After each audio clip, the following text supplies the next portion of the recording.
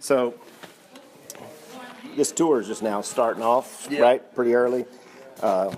What prompted you guys to do a second Southern Soul tour? I think this is the third or fourth. Oh, is it the third? Yeah, it's either the third or the fourth. Pardon me. It's just too much fun, man. Yeah. It's you know, all of us work fairly nonstop on our own projects,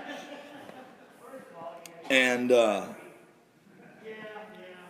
it can be a little frustrating going back to the same markets, going back to the same towns with the same show. Yeah. You know, we really want to give our fans a different look when we come back through town. We don't want to play exactly the same show. We all kind of come from a similar background, and you know, a lot of our heroes were cats that were changing things up. You know, so it was a no-brainer, man.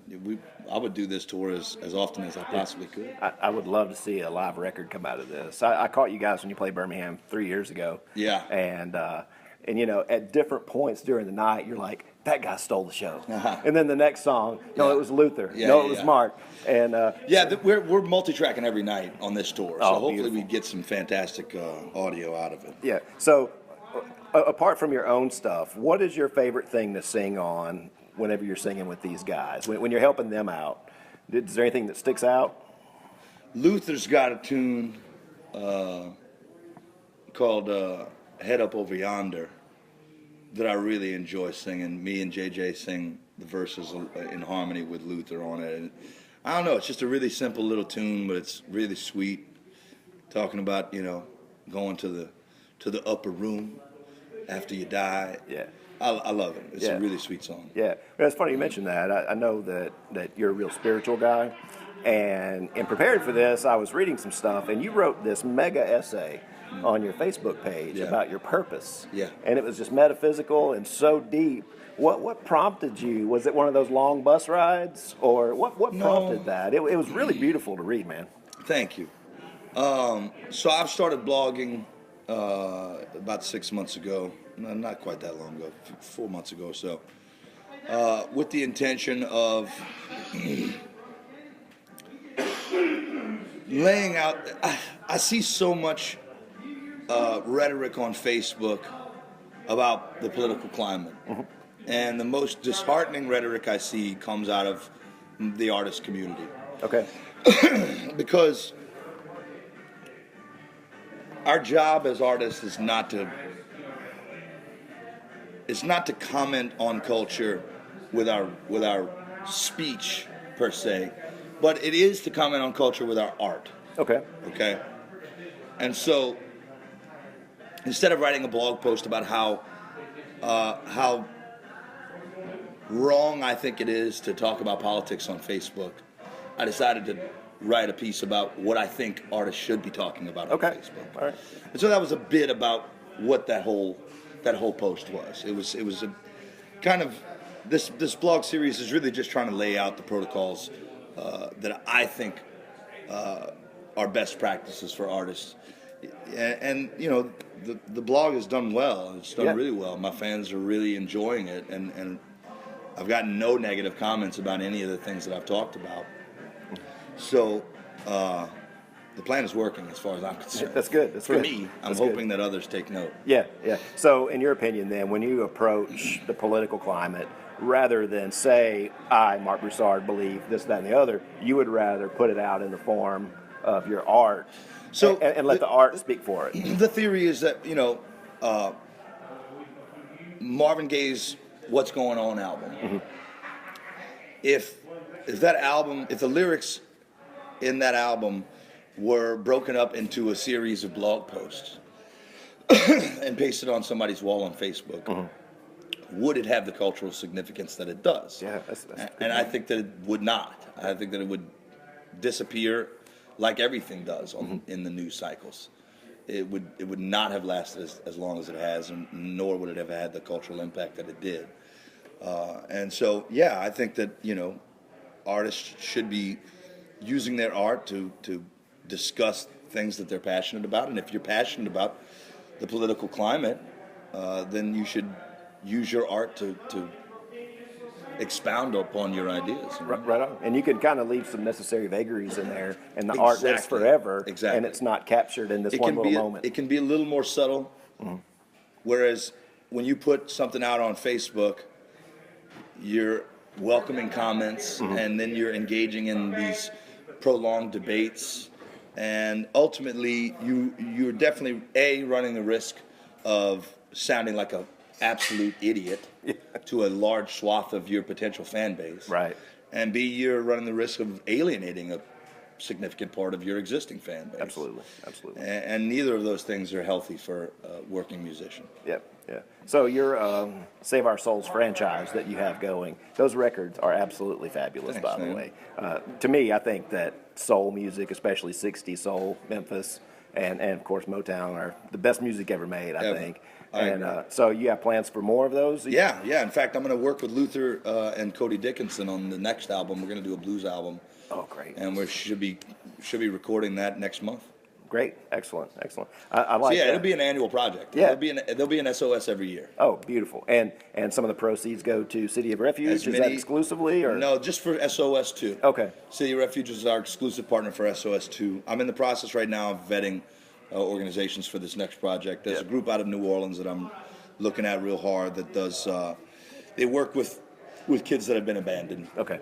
Either through sheer abandonment or through incarceration, things that just take parents out of the home. Yeah. And they help these kids until they get into adulthood. Yeah, it's a big hat tip to you on your philanthropy.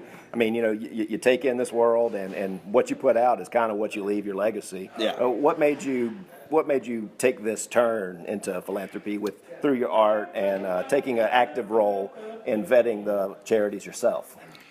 Well, I've always been inspired to get involved in community. I was raised by some really good folks who kind of instilled these philanthropic values in me at an early age.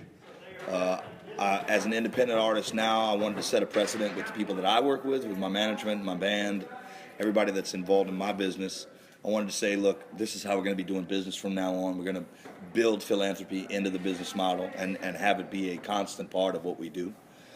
Because I think that people like me in my position are really in a unique place to be able to motivate many people at once. My fans take me as a very sincere person. So when I say to them, I've vetted this organization personally and they're doing some of the best work that's out there, my fans take me at my word. And they trust believe you. me. Right. Yeah. Right. And so part of it is my desire to honor that relationship that I have with my fans, to really maximize the relationship that I have with my fans in that regard. I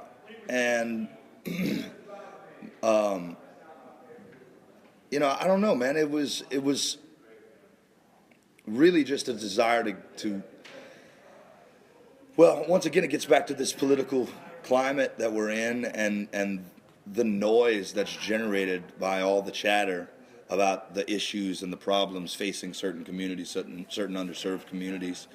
And I fell victim to it myself. I spent a few years there commenting and debating all of these issues, and finally I got tired of all of the non-action and decided I'm going to stop talking about this stuff and start providing opportunities for people that need opportunities. Absolutely. I've got 2 small kids, and I tell them, be the change. Yeah. It's easy to point it out. It really is Get out so there and do easy to something. point it out. Yeah. So Hashtag activism is bullshit. That's right. Yeah, I saw the video of you and your pops covering Aretha with Do Right Woman, Do Right Man. Yeah. First of all, that's got to be terrifying. She's like the best singer ever. Aretha is. She's incredible. She and still incredible. Mind-blowing. At 80 or whatever she is. Have you? And I know your oldest son is Gavin, right? Mm-hmm. I know he's a guitarist. You 3 ever sit down and jam out? We haven't jammed much. I know stylistically. Because Gavin is still so metal. Yeah, he's a shredder. He's starting to come out of that a little bit, but I don't see it. I don't see a day too far off that we'll. I see a day not very far off that we'll be together on stage. Yeah, that's awesome. How old is he now? 14. 14. Oh, so he's pretty good then, right? He's good. He's been playing a long time. Cool. So let me ask you kind of an industry aspect. You know, there's been a vinyl resurgence, which is great for music dorks like me. What is your opinion on streaming services? I know you've probably been asked it before, but do you view it as, hey, it brings more people in, which equals shows, or do you view it as, you know, I get 100,000 streams and I can't even buy a cup of coffee? Where do you fall on that spectrum? So where I fall on it is that this technology that came out, the streaming services, were touted as disruptive services, that they were going to disrupt the old guard. The old guard, however, now controls over 60% of the equity in Spotify. Right. It doesn't take them long to figure it out. They didn't take long to figure it out at all, and they negotiated deals that secured extremely powerful positions for the big three major labels: Sony, Warner, and Universal. And more importantly, with regards specifically to Spotify, they have purposely done things that I view as highly unethical when it comes to royalty structures and payouts. I mean, even the term streaming, sales equivalent stream is the term that they use to qualify payments, and that term was made up to determine how artists were going to get paid, and it's as opposed to a broadcast like you would have on the radio. It's counted as a sale, if you will. So X amount of streams equals a sale, right? Which means that the mechanical rights holder, which is usually the record label, is going to get the lion's share of the royalty. Okay. If it's a performance, then the performer is going to get the lion's share of the royalty, like on the radio, right? And the composer. Spotify has done some highly unethical things, in my opinion. They don't care about. I mean, Daniel Ek is on record as saying he doesn't care about royalty rates. He cares about market share, right? Because they're on the way to a $10 billion IPO, right? It's frustrating to know that there's more money being made on recorded music now than there ever has been, and yet very little of it is actually getting into the hands of the creators. Social media in general doesn't necessarily incentivize engagement. Facebook increases in value every time I upload a video and drive people to that site. And yet they've done very little to incentivize me to engage there. And that's a problem, and it needs to be addressed. Right. This technology is not going away. No.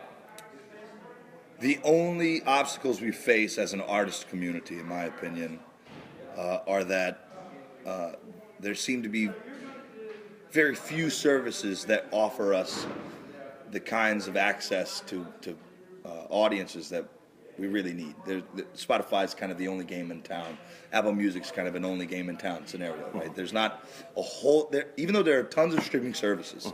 There's only a few major players. Sure. And so a lot of our energy as artists is focused on cultivating relationships with these companies, and yet once again, these companies aren't necessarily incentivizing us to cultivate these relationships. Right. So we're in a weird spot right now. Right. We are in a very strange spot right now, and something is going to have to give moving forward.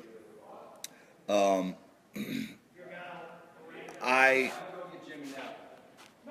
don't see pulling music from Spotify or from certain services as necessarily the answer. It may be an answer at some point if things get worse. But what I do see as an answer is some sort of a revenue partnership where subscription dollars turn into patronage dollars, where I can get an annual buyout, where I can get 1 month out of that year for subscribers that I bring to the table. Okay. And I don't think that that's too much to ask for. So what's your opinion on Tidal? Do you think it was a good idea, poor execution? Execution was not so great. So you think that's the answer for maybe an artist collective to have either some sort of collective bargaining, or do you think not only do I think it's the answer, it's actually something that I'm actively engaging in currently. Okay. In building that collective. Okay. Here's the biggest issue with my business is that the collective groups like Sony, Warner, and Universal, because they've pooled their resources, because they've worked with so many artists that have gone on to great success, because they've got more resources available to them, they've been able to use that that power that they've got to negotiate very lucrative positions for themselves Right. with these emerging technologies. Right. Their risk is very low. Right. Yours is everything. But as an independent artist, I'm standing on my own 2 feet, and that's an issue. I don't have the same leverage. So if I can rally some guys that are in my level, I can rally these independent artists together as a group. Now we've got a lot more negotiation power. Right. Now, are you working with? I read where you picked up an old jazz label, or we're working on that. I'm still working on that. Okay. I don't think that the deal is necessarily going to come through like I thought it was. Okay, but we're still moving down that road. Right. So something along those lines would be the vehicle for you to help other artists as well as yourself with Correct. more power with your own label. Yeah. Because I've noticed that a lot of the independent artists that I follow tend to either go towards a really small independent label, or they start their own label to Right. kind of control the entire message. Right. Okay. And so that's essentially what I'm doing. I'm starting an independent label, but it's much more than just a label. It's a very large project that hopefully that we're going to be able to move some mountains together. Yeah, that sounds awesome. And so, you're a very active guy when it comes to the political stuff we just talked about with your philanthropic stuff. But I also noticed you were talking about grooming young artists, not only career-wise, but probably even more importantly, the business side of it. And it reminds me of, I'm a sports guy, of how veteran athletes are always counseling young athletes Right. about finances, Right. because you'll wake up and be broke. Right. So how's that going, and what's your philosophy behind that? So yeah, I'm currently mentoring a handful of artists. It's going well. There's some great misconceptions about the first steps that you need to take in this business. There's just not a whole lot of knowledge about the business in general. And so I think that the approach that I'm taking with the artists that I'm working with is trying to get them to understand that the less they do for themselves, the less incentive they have to actually go out and work. And so, especially in the very earliest stages, it's imperative that they are their first champion themselves. Right. That they actually go out and hustle up the work themselves. Right, book their own shows, Yeah. negotiate. Now I'm going to help them, and I'll put my name on the line and call up a venue and say, "Look, I'm working with this kid. Can you help him out?" And essentially, what I'm trying to do is set up a network of these venues, these small little listening rooms that maybe need some help with some of the booking, and say to them, "Look, I've got these artists that I'm working with. I want to put them in this lane here, but ultimately, I'm going to ask these artists to call these venues themselves, Right. And say, Mark sent me. Right. I'm looking for some dates. You handle an intro, and then they. Yeah, they I'll have to run with coordinate. it. I'll coordinate all the back end. Really, I'll be coordinating a lot more than the artist Sure. really knows. Sure. Instant credibility. Yeah. Yeah. But I'm gonna say to them, you need to go do this on your own. You need to Yeah. get in the car by yourself. Yeah. And go do this first run on your own. Yeah, Collect okay. the check at the end of the night. Go to the merch table after the show and sell the merch yourself. Right. Understand all of these aspects. Right. Before you start to sell those assets off. Yeah. Before you start to sell these responsibilities off. Yeah. Because you need to know exactly what you're giving away. Yeah. And absolutely. you need to know what you're giving away so that you understand the value that this person is asking for. Mm-hmm. You know, the price that this person is asking for to take that responsibility from you. You need to know whether or not that's a good trade-off. Right. And you won't know that unless you know what you're giving up. Yeah, so it's not even teaching; it's getting them started and giving them advice, and they do the work. Yeah. Otherwise, you won't learn it. In those earliest stages, you Right. need to know what you're doing. You need Right. to know all of the responsibilities that are involved in touring. Mm-hmm. You need to know all the responsibilities that are involved in recording, and then you're going to be much better positioned to know what you're giving away when you start to sign stuff. Yeah, absolutely. I do have to throw out there, Life Worth Living. I love that record. Thanks, man. And the guitar tone on Dying Man, that intro, it is just so juicy, and I mean, you can almost see it. So, was that you on the guitar? It's not me on guitar, no. It's a guy called Tom Bukovac. Man, that is. Tom is a world-class guitar player. Yeah, that was dirty and nasty Yeah. in the best way. I had to throw that out there.